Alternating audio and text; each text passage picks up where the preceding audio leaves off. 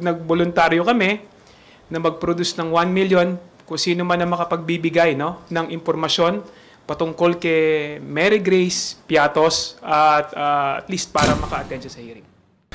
Sabi nga ni Congressman Jay, isama mo na rin si si Chippy McDonald. Saka sino pa ba yung mga fictitious na tao na mention niya? Siyempre, yung pinakasikat, si Mary Grace Piatos, na patuloy po nating hinahanap para mapaliwanag po yung mga acknowledgement receipts. Okay, and about naman po sa mga hearing dito, kumustahin ko lang po sana kung matutuloy yung hearing ng good government and public accountability, at ano pong masasabi nyo na sinabi ni Vice President Sara Duterte sa isang interview na hindi siya dadalo rito kahit na nag-serve din personally nung Quadcom, nag-serve din ng committee secretary sa kanya ng invitation sana. Ano pong masasabi niyo? As the Vice Chairman ng Blue Ribbon Committee, nakakalungkot nga na hindi pupunta ang ating Vice President dahil marami siyang dapat na ipaliwanag, no, tungkol dun sa mga nangyayari. At syempre kailangan ding umattend yung mga pinatawag ng House. Sa totoo lang, gusto na rin naming matapos, no, yung investigasyon ng Blue Ribbon, no, sa committee na ito, para makapag-file na rin kami ng committee report. At sa katunayan, dahil sa gusto nga nating matapos na yung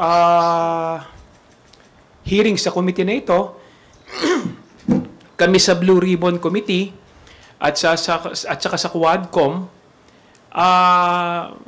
aming binibigyan na importansya na kailangan dumating yung mga ipinatawag natin. Lalong-lalo na pati yung mga pumirma, no, ng mga acknowledgement receipt. So, nag-usap-usap kami, voluntaryo, na magbibigay kami ng pabuya, no, ng 1 million pesos sa kung sino mang makakapagsabi o makakapagbigay ng impormasyon kung sino si Mary Grace Piatos. So, kami sa committee ng Blue Ribbon at saka sa Quad Committee,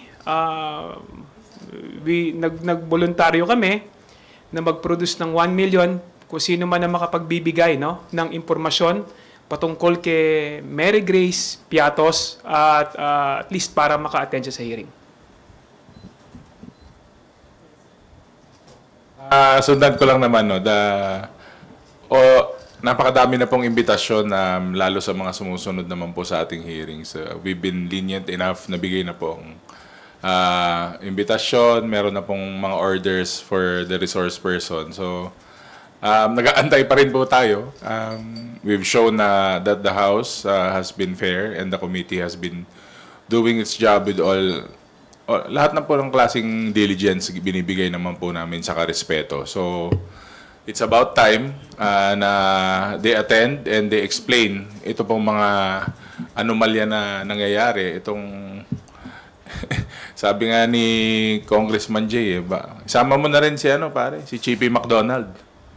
Saka sino pa ba yung mga fictitious na tao na mention niya? Siyempre, yung pinakasikat, si Mary Grace Piatos, na patuloy po nating hinahanap para mapaliwanag po yung mga acknowledgement receipts na andyan na po na, kumbaga, nag-trending na yun. So, but again, the committee is doing its work. Tuloy lang po kami kasi gusto na rin po namin na matapos na rin yung investigasyon at patapos na rin po ang session namin. May mga ilang araw na lang po.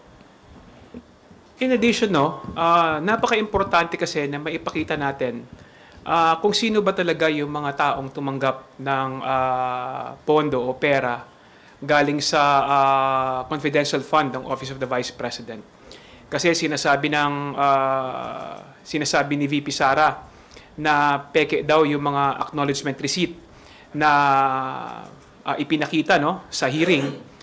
Itong mga acknowledgement receipt na ito, galing po ito ng Commission on Audit, no? At sinabi nga ng Commission on Audit na ito yung mga ipinasa na acknowledgement receipt ng Office of the Vice President. So paano mo sasabihin, no, na ito ay mga peke? ang pondo ay nagastos ng 11 days. Mas ano pa yan, mas mabilis pa. Sabi nga natin, kung si Napoles, 60 days niya naubos yung pondo. Ito, 11 days lang, no? So, kinakailangan talaga natin, yan yung kahalagahan na malaman natin kung ano yung katotohanan at napaka-importante na yung mga tao mismo na tumanggap ng pondo, pumirma sa acknowledgement receipt, makausap din at makausap at umattend ng hearing, no? At isa na nga dito si Mary Grace Piatos. Kaya nga nag-usap-usap kami ng mga miyembro ng Quad at saka ng Blue Ribbon para mag-come up, no, ng 1 million para ibigay, no, kung sino man ang may alam, no, ng kinaroroonan ni Mary Grace Piatos. Opo. Kung quick follow-up lang po about dun sa good government hearing, may balita rin po ba kay OVP Chief of Staff Yusek Zuleika Lopez? Kasi sa letter niya ang kanyang balik November 14. Are we hoping na sa next hearing natin ay makakadalo na siya? Do we have a new invitation na sent to Yusek Lopez office? Yung reply letter naman niya nandun na she indicated na she will be back sa yung oras na na-mention mo, sa 14. Pero kailangan niya pong i-honor yon kasi napakahalaga niya po sa mga hearings na to, no? Kasi siya po ang nagre-release mas marami po siyang masasagot na importanteng mga katanungan and hopefully she would shed light dito sa mga anomalya na nahanap po ng Good Government Committee. Salamat. Ang balita ng committee is dumating na siya. Actually, November 14, ang balita ng ating committee, dumating na siya. So, ini-expect natin sa Wednesday, attend siya. Dahil nga nakatanggap na siya ng subpoena, no? So, ini-expect natin na susunod siya sa imbitasyon ng komite at magpapakita na at least para magbigay linaw patungkol dun sa paggastos ng Office of the Vice President ng kanyang confidential fund. Thank you.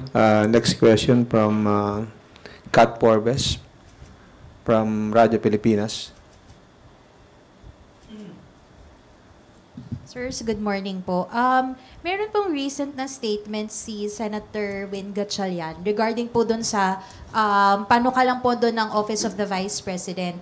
Although inapprove sa plenary yung budget na, inadopt ng plenary yung budget na binigay po ng House of Representatives na yung version. Plano daw po nila na dagdagan daw po yun dahil marami daw pong humihingi ng tulong sa Vice President and yung dagdag na pondo na yun is gagamitin po, pantulong naman daw. So ano po yung reaction ninyo doon? Hindi ko alam, parang paiba-iba yung statement kasi before they told the House na bahala na po ang House of Representatives saka Senate dun sa kumbaga dun sa hatol dun sa budget nila. Pero ngayon parang nag-iiba yung statement. And yung sa tulong naman po, nakaset up naman po yung regional agencies natin . So may iwasan pa nga na may duplication. Pero paiba-iba nga ng statement parang siguro sinusubukan nilang ibudol-budol yung mga iba dyan para ma-confuse, para, ewan ko kung gusto nila na maawa sa kanila o genuine na humihingi ba sila ng tulong. Ang hirap na rin kasing paniwalaan dahil, yun nga, parang budol-budol statements na naman . So, ayoko naman pong pangunahan ang ating mga kasama sa Senado, pero alam naman po nila maghimay ng budget, parang dito po sa Congress. Nakita po natin na hindi may paliwanag po itong mga programa na nilatag nila dito sa House of Representatives. Nakita namin na hindi may paliwanag, wala naman pong gusto magpaliwanag. Wala naman pong kaukulan na sabi nga nila, ika nga, resibo. Wala pong resibo na makita. Ano naman ang gagamitin mong rason para ituloy yung budget na yun kung underutilize siya o hindi man lang nagamit ng maayos? in addition dun sa sinabi ni DML Ortega, no? Syempre kailangan ng transparency and accountability sa lahat ng budget at pondo na ibinibigay ng ating pamahalaan. Nakita naman natin ngayon yung pag-iwas, no, ng opisina ng Office of the Vice President, ni Vice President Sara, sa accountability and transparency kung paano nila ginagamit yung pondo. So, paano pa natin sila pagkakatiwalaan? Yung 700 plus million na ibinigay ng Kongreso at saka ng Senado sa kanya, tingin namin is tama na yon. Kumbaga, enough na yon para makapagpatakbo ng kanyang opisina. Kasi nga, paano mo pagkakatiwalaan kung hindi niya mai-account, no, yung pera na ipinagkatiwala sa kanya ng ating mamamayan. Sa bawat pera na ibinibigay, pinagkakatiwala natin, kailangan talaga ng transparency. Ayaw na natin na magkaroon, sabi nga ni DML Paulo, ayaw na natin magkaroon ng iba pang Mary Grace Piatos at Chippy McDonald's sa mga liquidation report at saka sa acknowledgement receipt. So, I think binibigyan na natin, kumbaga tinutulungan na rin natin si Vice President Sara para makaiwas din sa katiwalian at anomalya na kinaharap niya ngayon. So, sir, would you agree po na parang merong disconnect doon sa side ng Senate na gusto nilang ibalik yung pondo ni VP Sara para makatulong siya, pero meron ding papanukala na bawasan yung AKAP na nakita naman natin na marami po yung natulungan? Ang problema kasi meron duplication ng responsibility. Naandyan naman na yung ating mga Department of Social Welfare, ang ating DSWD, naandyan na yung ating DOLE, na talaga namang may mandato na tumulong, sa ating mamamayan.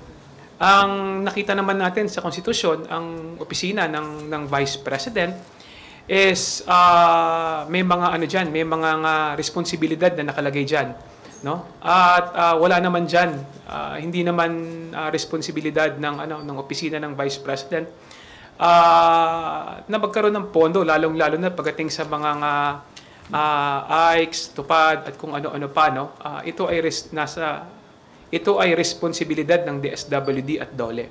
So, yung AKAP naman, nakita naman natin na maraming natutulungan, maraming nabibigyan na ayuda sa ating mga kababayan.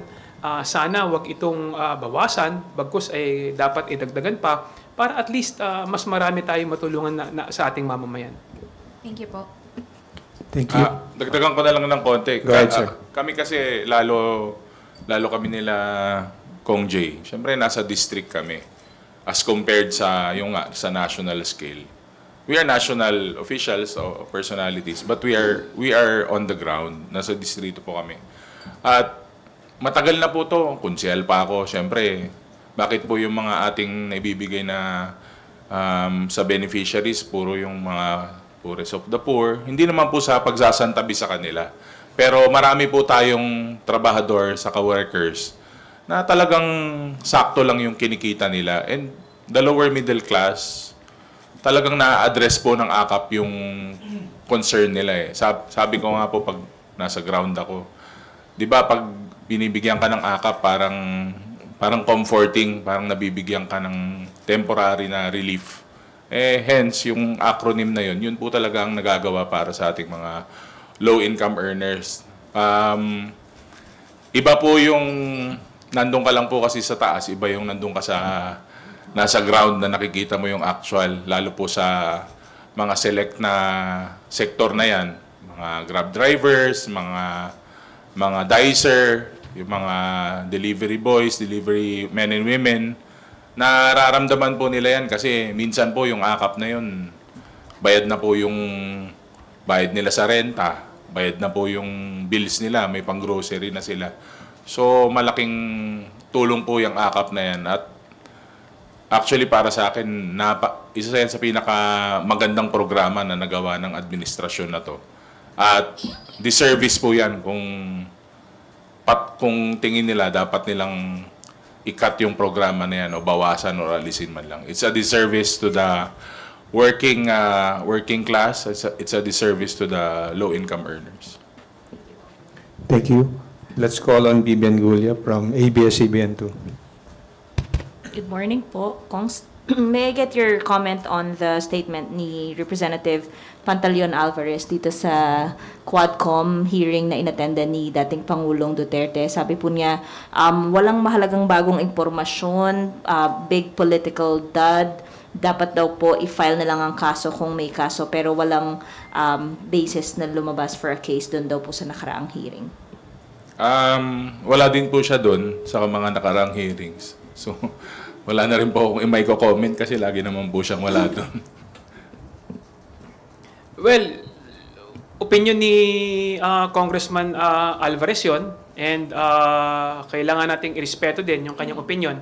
Pero nakita naman natin, no, yung mga lumabas sa hearing, mga sinabi ni former President Duterte, at least nabigyan ng pagkakataon yung mga nagrereklamo, yung may mga issue sa kanya, na harapin ang dating Pangulo ng diretso, no? Napaka-importante nito para at least mabuksan yung mga issue na kinaharap ng ating former president. Lalong-lalo na yung issue sa extrajudicial killing, doon sa issue sa korupsyon at sa kung ano-ano pa, no? So napaka-importante na nabuksan ulit yung mga issue, lalong-lalo na patungkol dun sa kung ano yung mga kinaharap na issue ng dating Pangulo.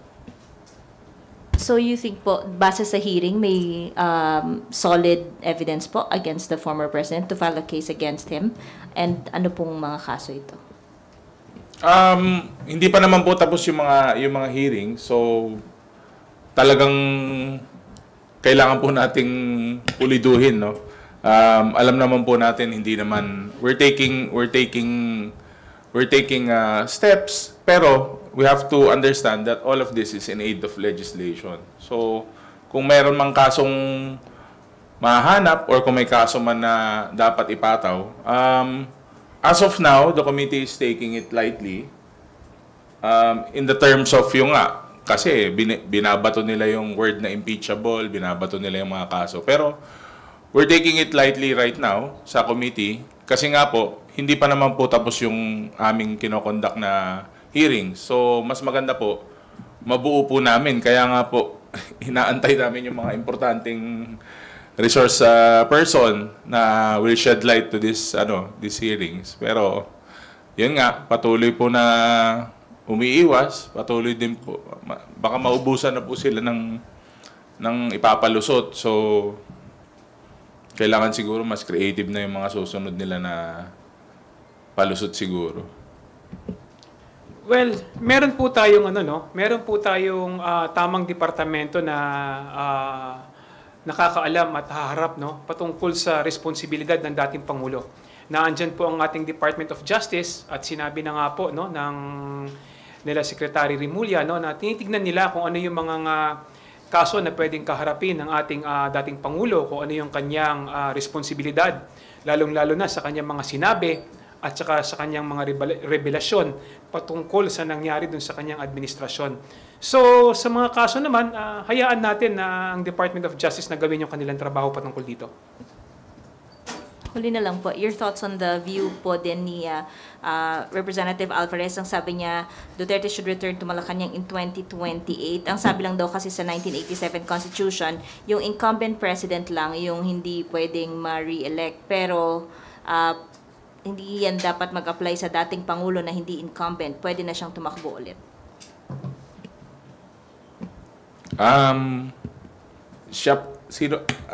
Si Presidente po ang tatakbo ulit? Ex-President Duterte? Yes. Good luck po.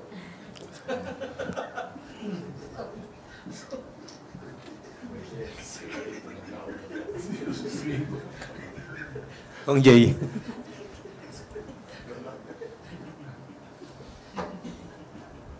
God bless.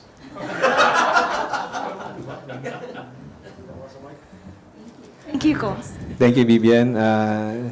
Next to ask question is Marian Enriquez from Channel 5. Ay, hindi po. Sir, your comments lang po doon sa sinabi daw po ni former President Rodrigo Duterte na ito nga po si Trillanes o basing po doon sa sa previous Quadcom hearing na ito si Trillanes talagang Malacanang sponsored yan, hindi gagalaw yan ng ganun, walang pera yan. So, basically sinasabi po ni Duterte na bagong attack dog daw ng Malacanang. Ito si Trillanes, your comments po. Actually, hindi ko naman... First time ko ma-meet si former Senator Trillanes nung hearing po sa Quadcom. And consistent naman po yata yung reputation niya na he has been a fiscalizer ever since. So, I really don't know him that well. Pero syempre, alam naman natin na ika nga may rivalry sila nung dating Pangulo. So, wala. Siguro ito, anong part na ba to? Part 3 na siguro nung rivalry nila. Kasi nga, he's been deep with his own investigation since the Senate pa. But I doubt if he's an attack dog or what, or an attack dog of Malacanang. Nakita ko nga rin po yung interview with our executive secretary. Parang hindi na lang po niya pinatulan. But ganyan, that's the way he works. So, I think he's doing it on his own. Nagbigay na po ng statement, no, ang ating executive secretary at sinabi nga po niya na ito ay isang kahibangan, ano, yung kanyang statement na yon, no. Dahil sinabi nga ng ating executive secretary na hallucination yon, no. At alam naman natin yung issue ni former Senator Trillanes is 2016 pa. Bago pa naging presidente si former President Duterte, sinasabi na ni Senator Trillanes, no. So itinutuloy lang niya yung kanyang mga issue, no, sa dating pangulo dahil hindi naman ito nasagot din ng dating pangulo ng mga nakaraang taon, lalong-lalo na naging presidente siya. So I think valid lang na kailangan din niyang sagutin, no, yung mga issue sa kanya. Lalong-lalo na yung mga ipinaparatang sinasabi ni Senator Trillanes sa kanya.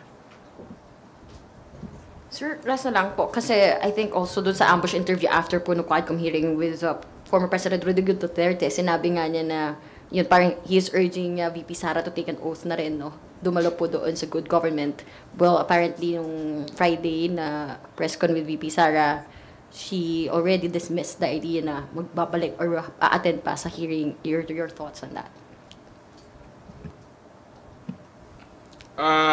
Actually, hindi ko napanood yung interview na yun. Pero, hindi naman na ako pwedeng mag-rely sa statements ng Pangulo pagdating dun sa hearing sa good government. Kasi, ang accountable naman dun is yung Office of the Vice President and yung si VP. So, aantayin natin kung ano sagot niya kasi I'm sure she will answer on her own time sa pinaka-komportableng time na meron siya, pero I think the president cannot answer for her. The former president will not answer and cannot answer for her. Well, kung pinayuhan ni former president yung kanyang anak na si Vice President Sara na umattend sa hearing ng Blue Ribbon, I think magandang idea yon. Dahil gusto lang naman natin is yung malaman kung ano yung katotohanan para meron tayong accountability and transparency sa mga issues, no? At katulad nga na sinasabi nga ni Vice President na nung umattend daw siya ng Blue Ribbon, hindi naman daw siya tinanong, wala naman daw siyang ginawa kundi umupo. Paano namin siya tatanungin kung hindi naman siya mag-take ng oath, no? Napaka-importante na mag-take oath ang isang tao para meron siyang legal responsibility sa kanyang mga sinasabi. So, we invite again the Vice President to attend, no? And sana mag-take na siya ng oath para at least lahat ng sasabihin niya doon sa ating committee, sinumpaan niya at higit sa lahat, doon natin makikita kung ano ba talaga yung katotohanan, no? Laban sa mga issue na kanyang kinaharap.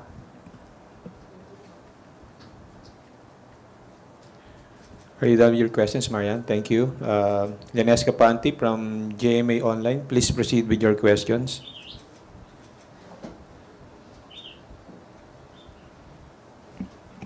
Sir, good morning po. Yung question ko po, Vice President Sara Duterte said with the budget cut for the OVP, 200 OVP contract of service employees will lose jobs. I understand sa House version, there's a provision for these employees who will potentially lose their jobs. How do you appeal to the Senate also do you appeal to the Senate to adopt that? Kasi meron, given the Vice President's statement, sir. Yun muna. I guess we will not appeal to the Senate kasi we've sent them our version po nung budget na inaprubahan natin dito sa Kongreso, no. Syempre, discretion po nila 'yon. Meron din po silang karapatan na busisiin saka tignan po yung budget ng ating Office of the Vice President. And hindi naman po enough na reason yung employment for me. And I'm sure kaya nga po nagka-problema sa employment eh. Kaya po nagkaroon ng ganyan na problema dahil po yung fulfillment nga po ng trabaho, unang-una yung utilization rate, yung burn rate, hindi na gamit maigi yung mga programa na yan. Kaya nga po nagkaroon po ng issues sa slashes sa budget dahil paano mo lalagyan ng pondo, paano mo dadagdagan yung pondo, noong nakaraang taon, hindi naman nagamit. Sobrang underutilized. So, di ba, parang common sense would dictate na ibig sabihin, kung hindi ginamit yung pondo na yun, pati yung mga empleyado na yun, underutilized sila, hindi nila nagawa maigi yung trabaho nila dahil hindi nga po maganda yung pagpapatakbo ng mga programa na yun. So, again, but with the provision of the House, yung sinabit din po namin sa Senate, meron naman pong kaakibat saka magiging role yung mga empleyado na yan at hindi naman po direktang mawawalan po ng trabaho. Ano ulit yung question? Paano yung 200 na mawawalan ng trabaho? The Vice President pointed that out, yung 200 daw ang mawawalan. But I understand sa House version kasi Congressman Stella said something na hindi naman ito, parang there will be a provision for employees who will potentially lose their jobs as a result of the cut. So I'm just asking kung may update ba doon or Yes. where do you stand right now there? Yung 200 plus na sinasabi ni Vice President Sara na mawawalan ng trabaho para ipaglaban, i-justify yung kanyang budget. The problem is, hindi niya ginustify yung budget niya. So it's her responsibility. Sinabi niya, bahala ang Kongreso. Ilang beses siyang inimbitahan, hindi siya umattend, hindi siya pumunta para i-justify yung kanyang budget. And yet, pagkatapos, ibabalik niya sa Kongreso yung mawawalan ng trabaho. In the first place, kung ginustify niya yung budget niya at inayos niya yung paggamit ng pondo ng pamahalaan, walang mawawalan ng trabaho at maayos yung trabaho ng Office of the Vice President. At baka nadagdagan pa. Cover any information. The reward is for any individual who can provide information about those signatories na may suspicious names. No, on top of the Mary no, Grace, kung Mary sino yung- Grace Piatos lang. Sino yung makakapagturo, no? At para malaman natin kung sino yung makakatukoy, no, nung pagkatao ni Mary Grace Piatos at matutulungan tayo na maiharap siya, no, sa hearing, no? Kasi gusto naming malaman kung may katotohanan ba yung katauhan ni Mary Grace Piatos, no?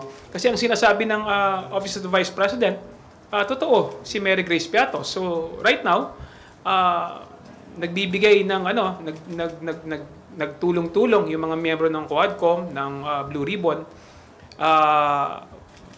voluntarily nagbigay, no, para malaman, para at least we can put to rest, no, na kasi hindi kami naniniwala na totoong may Mary Grace Piatos. So sinasabi nila totoo. So kung sino yung mga kakatulong sa amin para mahanap si Mary Grace Piatos, handa pong magbigay ng pabuya, no, yung mga congressman para at least patapos na rin yung trabaho namin sa Blue Ribbon. Sa kadagdagan ko na rin, ma'am, no, pag nakikita mo kasi yung mga acknowledgement receipts, parang pare-pareha yung sulat, Parang iniiba lang. Talagang fictitious po yung mga AR. Sabi ko nga parang parang listahan lang sa sari-sari store yung mga acknowledgement receipts nila na palayaw lang yun nandun. Parang si Boy ganito, parang gano'n lang eh. So, talagang minsan nakakatawa na lang actually. Yun nga sir, that's why I ask kung, kasi I understand may ibang names din na sounds, at least, it sounds suspicious. So, will that cover the reward or yung kay Mary Grace Piatos lang muna? Si Mary Grace Piatos kasi yung may pinakamalaking nakuha dun eh. So, we want to set an example, no? We want to know the truth. Kasi it follows eh. Pag wala si Mary Grace Piatos, sigurado, halos lahat na ng tao na naandun is fictitious na, no? We want to set an example kung ano, sino at saan ba talaga itong si Mary Grace Piatos at least para makilala natin kasi ang ganda ng pangalan niya, ang sarap ng pangalan, di ba? Kagutom. Thank you sir, that's all from my end. Thank you. Thank you. Are there any further questions from our media friends? If there are none, we will accommodate the phone-in question from a former colleague from GMA Des, Jenna Balauro. Nag-submit po ba ng bank waiver si Digong? Next hearing, sino invited? Ano update ng Quadcom kay former Colonel Garma? Thank you. Yung sa waiver, nakita nyo naman po, paiba-iba po yung paiba-iba po yung sagot tungkol sa waiver. Nung una, mag-execute po ng waiver. Nung meron na po tayong ginawang waiver sa Quad, magpapaalam daw po sa asawa. Pero, klaro naman po na yung na-mention po dun sa waiver is yung joint accounts, not with the wife, but with the VP, no? So, iba-iba po yung sagot eh. Iba sagot dun sa second floor, iba sagot sa hagdanan. Pagdating po dun sa ground floor, iba na naman po yung sagot. So parang ang hirap po na basahin. Pero wala pa pong ine-execute na waiver. Nagbitaw po siya under oath eh. So inaabangan po ng lahat 'yon. And sa Quad po, inaayos pa para sa next hearing. Mag-uusap-usap muna po siguro yung mga members ng Quad para po ilatag ng maayos yung next na hearing. Hindi ko na sabihin, episode. Sorry, clarification. Sorry, na-mention po kasi before ni Kong Ace last week after po ng Quadcom with former President Digong na Thursday daw po yung hearing, that's 21. Pero wala pa po sa calendar. May update on that. Kinonsider po kasi namin na may mga nabagyo na districts. So, lalo dyan po sa South Luzon. So, pagbigyan din po natin ng konti yung mga kasama natin na congressman. Lalo yung mga hard-hit na areas. Baka may changes lang. Pero if wala pa pong changes, then we will stick with the calendar.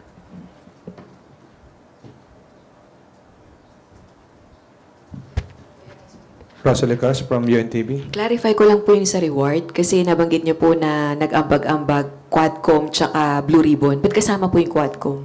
Members. Kasi halos lahat naman ng members din ng Quadcom, member din naman ng Blue Ribbon yan eh. Nakikita nyo naman na almost same, no? So, yun nga, dahil kami rin din yung magkakasama doon, so mas maganda kami na rin yung nag-usap-usap para at least malaman na natin yung katotohanan. Kasi napaka-importante na ma-resolve natin at makita natin kung ano yung totoo regarding sa kung ano nangyari sa confidential fund ng Office of the Vice President at saka ng Department of Education para at least hindi na ito maulit at makapagpasa tayo ng batas para ma-safeguard natin yung pang-aabuso nangyari sa confidential fund.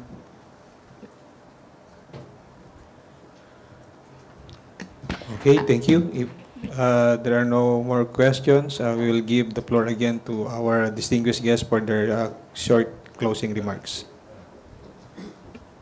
Una po sa lahat, maraming salamat sa ating mga kaibigan sa media. At least na andito po kayo upang malaman kung ano yung totoong nangyayari sa trabaho ng Kongreso, at sana naging ligtas po ang inyong mga lugar doon sa nakaraang bagyo.